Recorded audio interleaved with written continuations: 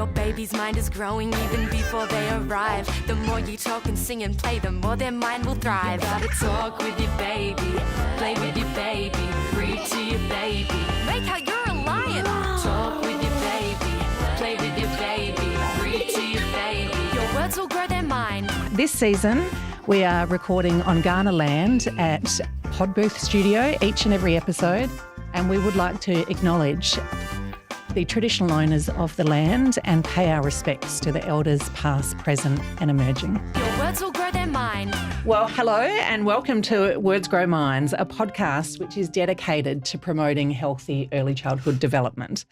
I'm Kate Ellis. I'm a mum of Sam and of Charlie, and I am passionate about improving Australia's early childhood development outcomes. And I'm Amelia. I'm a mum to Grace and to Ted, and I absolutely accidentally, but on purpose, gave my kids a choc chip cookie and marshmallows on the way to school just to get them in there. Kate, what are we talking about today? Well, today we are talking about one of my most passionate areas, and that is how to raise a reader. We know that reading from birth to children is really important in terms of building your connection and bonding, but all the research also shows that it is really important in terms of helping develop their early oral language and actually helping them get ready to learn to read and write themselves. So today we're going to explore all of this. And we know this, Kate. We know these things. We know why it's good. But as parents, sometimes reading just doesn't go to plan. Sometimes you've got a 15-minute window and you just want to smash out a book, and then your toddler's turning all the pages and you can't even read the story, and it's easier said than done, which is why I'm so excited we've got today's guest with us. We do. Today we are so lucky to have Ali Durham with us, and delighted to have you in the studio, Ali. Ali's a children's picture book author and illustrator and an early childhood and art teacher. She's passionate about nurturing early childhood literacy and promoting the joy and importance of reading by sharing the magic of storytelling. And we have it on good authority that she is one of the best storytellers and readers going around. Ali, welcome. Oh, thank you so much. I think the word is magical people use to describe the way that you can bring a book to life. So we're going to get all of the tips out of you. We just want to start with, perhaps you've come at this from all different angles, as a parent, as an early childhood educator, and of course as a wonderful author and illustrator. How have all of those experiences influenced what you know is important about early reading? Oh, thanks, Kate. So being my background as an early childhood teacher, I guess it's really given me a window into how children are thinking and experiencing and what they're learning, and how they're relating to each other. And so it's been a really unique perspective being a teacher, but also as a parent. I guess I've been able to tune into my children are experiencing, as well as what the children that I'm teaching are experiencing, and this has definitely influenced the books that I've created. So could you give us some tips then on which books are best at which ages and stages? Yeah. Like, can parents, what should they be looking for? Does anything have the same benefits? What are your tips? There's definitely a difference between books that, for babies up to preschoolers. Babies' books, ideally bright with contrasting images, simple text. Babies love pictures of other babies as well. Right. Yeah. Okay. Yeah. That's 10 Little Fingers, 10 Little Toes. Yeah. That was a hit Yes, at the our Mem house. Fox one. Yeah. Yeah. It's a great one. And then as children are growing, books for toddlers, the language is still quite simple, but it's building in things like the repetition and the rhythm and the rhyme, and maybe lift the flap books and things like that when there might be a little bit of a novelty to them. I forgot to say too, with babies, board books, because they're sturdy and shiny and bright and appealing. And as books for preschoolers, we've got a couple here today, but preschoolers, as they grow, they become ready for sort of richer narratives. Little Book Press have got some beautiful books. Two Turtles. I don't know if you know that one. And Ray. So these sort of books can help build comprehension, and they really help children engage with ideas beyond their immediate world. So it's offering a view into another world. And that's the beautiful thing about a picture book is you can open a picture book up and share that view with your child. You know, that's the magic of reading picture books together. So we want, as babies and toddlers, we want to bring them to the window of books. Exactly. But then preschoolers, we're opening that window and we're bringing stuff Yeah, in. that's a great way of putting it, Amelia. Yeah. So, Ali, you've brought some props in with you. We love a prop. I have brought some props. I have. I brought In Smile, commissioned for Good Start Early Learning for their 10th anniversary. So Smile was inspired by the social and emotional journey that a child takes when they first start preschool. So like I was saying before, sort of tapping into those first experiences, making friends, having to say goodbye to mum and dad, all of those things. So are you saying that through reading a book about things that children are going to go through, that can help them deal with it in real life because it's more familiar? Exactly. Yeah, thank you. So does that mean when we're choosing books for our children, are there rules on what's good, what's not? Should it be about real life? Should it be about fantasy and adventure? Like, what do you recommend in terms of the content of children's picture books? Yeah, I think interest is the key word there, Amelia. If you can draw on their interest, be aware of what they're interested, whether it's unicorns or diggers or, finding books that are reflecting those interests. Because, of course, the more we read to them, the more words they're going to hear. And, this is just so important for building their word banks. If we can read 3 books a day, we will be reading up to 1,000 books a year. Wow. So imagine with 350 words in a book on average in a picture book, imagine how many words in a year the children would be hearing. So I think that's a really important point. We're going to do something special for our listeners today. You've brought in some books. One of them is Let's Play. This is a book that we're actually going to give copies away to the first 5 of our listeners. Amazing. Flick us an email to admin@raisingliteracy.org.au. We'll get a copy of Ali's book, Let's Play. Ali, I have been told by people that have seen you spend a lot of time going out, doing story times, doing readings in different settings, that you do have an ability to bring a book to life. And a lot of parents actually don't feel that confident in reading children's books aloud and or making it engaging or interesting. Could you maybe read us a few pages and then just afterwards we could talk about what you've done and how you've made that engaging, or we can just sit back and enjoy the story. Or that. Sit back, Amelia. Yes. Okay. So I'll start. Yes. Let's play. Can I just mention too that I've written a song that goes with the book that I recorded. Oh, fantastic. And this is available on the Little Book Press website as Amazing. well. So for me, learning language and song is really important too. So Let's Play by me, Ali Durham. I feel like I need to sing it, but I won't. You can. I would love that, Yes, but we'd love whatever that. you're most comfortable with. No. Sit with me down on the mat. Let's open a book, turn the pages like that. Hide with me behind the chair, so quiet and still, like there's nobody there. Sing with me, let's make up the words. Let's sing to the sky, let's sing to the birds. Splash with me, as nighttime draws near. Watch bubbles float past, then pop, disappear. Lie with me, under the moon. We'll both close our eyes and drift to sleep soon. Dream with me, till night becomes day. Sleep, little one, and tomorrow let's play. Magnificent. Gorgeous. Thank you very much. Tell me about what advice would you give to parents who aren't confident readers so they can deliver Let's Play just, Okay. like you did? Yes. Well, I think the most important thing is just to relax and to remind yourself that it doesn't have to be perfect.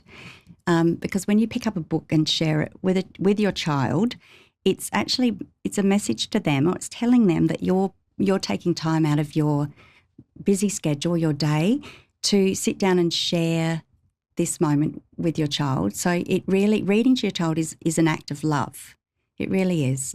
You can't fold the washing, you can't check your Instagram, you can't do any of those things, because you're fully engaged in that moment. You're fully present for them. You're fully present. That's the word I was looking for. Thank you. Yeah. And what do you do? So we're reading, and then your 2 or your 3-year-old, your toddler, just starts wandering off, or trying to go forward in the book, in the pages. How would you guide them and get that back on track? Look, there are some times where you maybe do just need to let it go, because maybe they've got other interests. You don't want to make books become a chore. Yeah. So maybe there's a better time to come back to it. And I used to read. One of my favourite places was on our trampoline at home. I'd put all the cushions on the trampoline, and we'd snuggle up and read on our trampoline. So there are some. Get on your Yeah, trampoline. That's we did. Can I come? Yeah. It was wonderful. Well, it's a bit like bath books. Like Yes. bath Yeah, books. that's true. I hadn't thought about bath books. A different setting, a different way to engage. Yeah. And having books, even a shoebox of books in your car that children can access themselves. Obviously, you're not going to be reading while you're driving.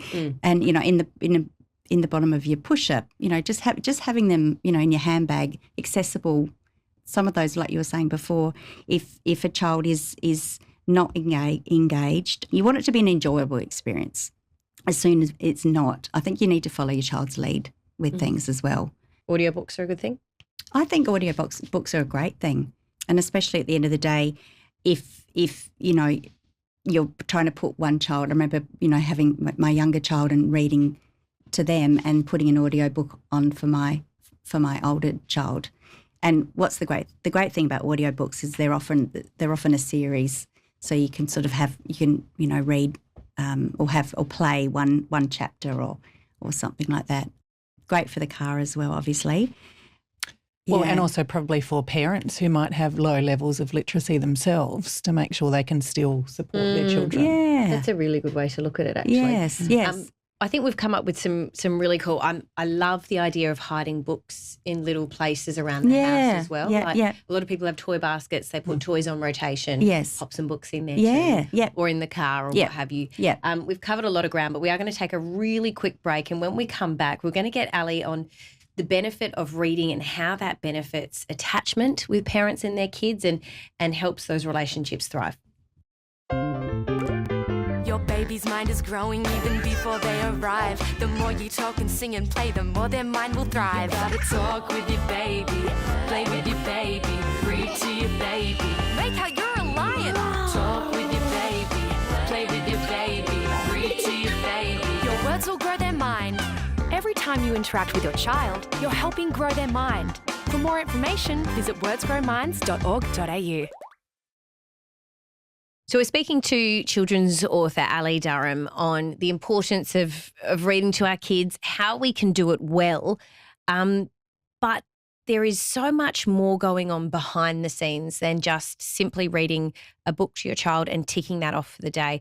Ali, one thing we've been talking about loosely, but I really want you to tie it in here, is just how reading a book, whether it's daily or whenever you can really help the attachment that your child has, the relationship that you have with your child.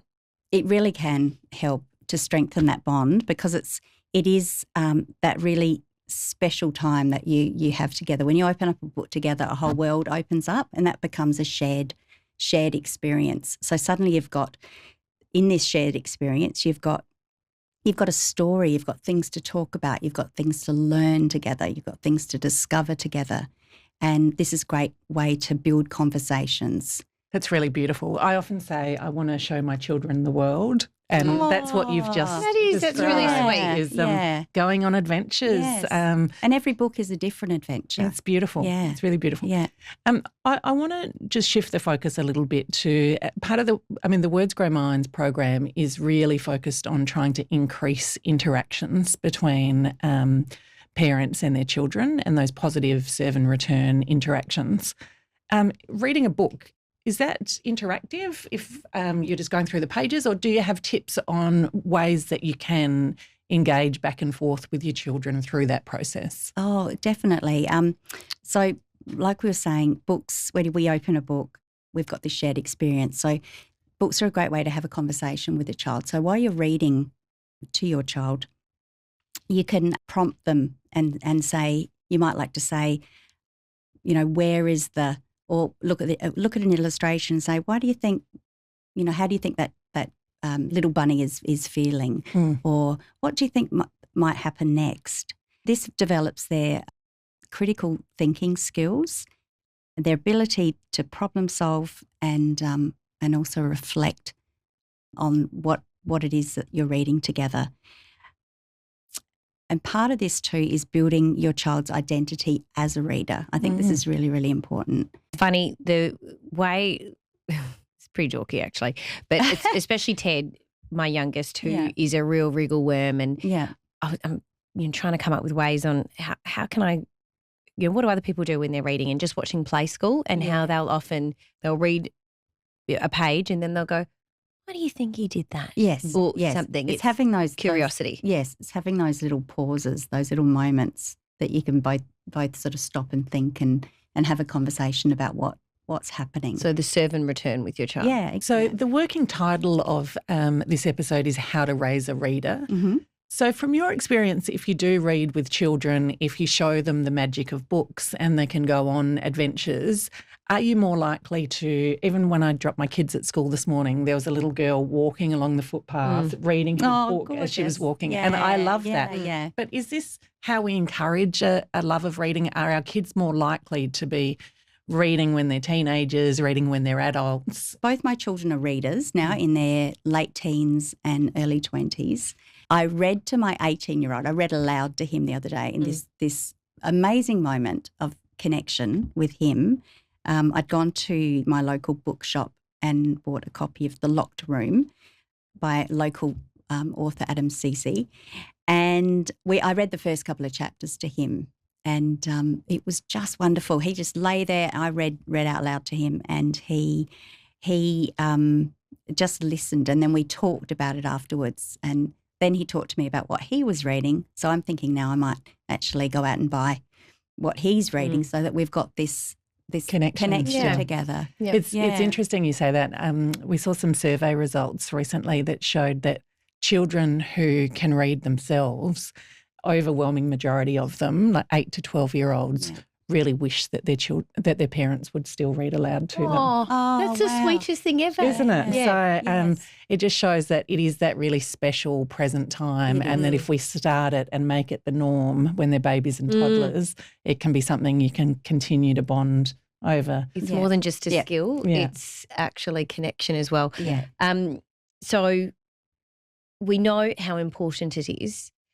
For the parents listening, though, who still feel a little overwhelmed, this is a real quick fire thing, Ali. Mm-hmm. What are your top 5 tips to become your child's best storyteller? Oh, top 5 tips. Okay. Make it fun. Be positive and enthusiastic in your invitation. Be present. Make sure your phone's on silent if possible. Turn off the telly, turn off tech while you're doing it. Be patient and be flexible. I think I might be up to 5 already. But and most importantly, enjoy and feel that magic of reading a book together. That was great, rapid fire stuff. And I think you're right, being present, the noise around you, real dial it all down and come in. So Ali, this is the final question that we ask everyone that comes on this podcast. And for you, with extensive work as an early childhood educator, as a children's author, you've read to children countless books everywhere. What is the one piece of advice, the one thing you wish parents knew? I think just to read and start early and continue long and strong if you can, because we all know that words grow minds. I had to get that in there. But yeah. You're coming back. Perfect. Yeah, that's great advice. Kate, as someone who I can read, but I find it, at the pointy end of the day when you've got your kids, you just want to get them into bed. There were some really good little nuggets in there, I thought, of just making reading just that little bit more enjoyable for kids. And I loved listening to Ali read and noticing how, she whispered at one stage, just little things which grab your attention. Well, they grab my attention, so I'd assume they've grabbed my kids' attention. But, just those little things was really useful for something that feels so simple, do you know? I think the practical tips are really useful, but actually what I really loved most about that was just a reminder about the magic and wonder and adventures of, babies and kids who are new to the world, and the power that we've got in giving them great stories and picture books to broaden those horizons, show them new things, take them on adventures and connect with them over that is something really amazing. And it's nice to be reminded of that. Also, babies love books with other babies. That's changed the way that I'll shop and give books. What a great thing to know. Talking about toddlers and how they love rhyme and lift the flap books while preschoolers, become ready for more involved stories, and that's what will help give them those adventures and take them to another world. A really useful chat with Ali, and it was so nice to have her on the show with us today. But that does bring us to the end of today's episode, though. Thanks once again to Ali Durham, and we'll see you next time for more Words Grow Minds.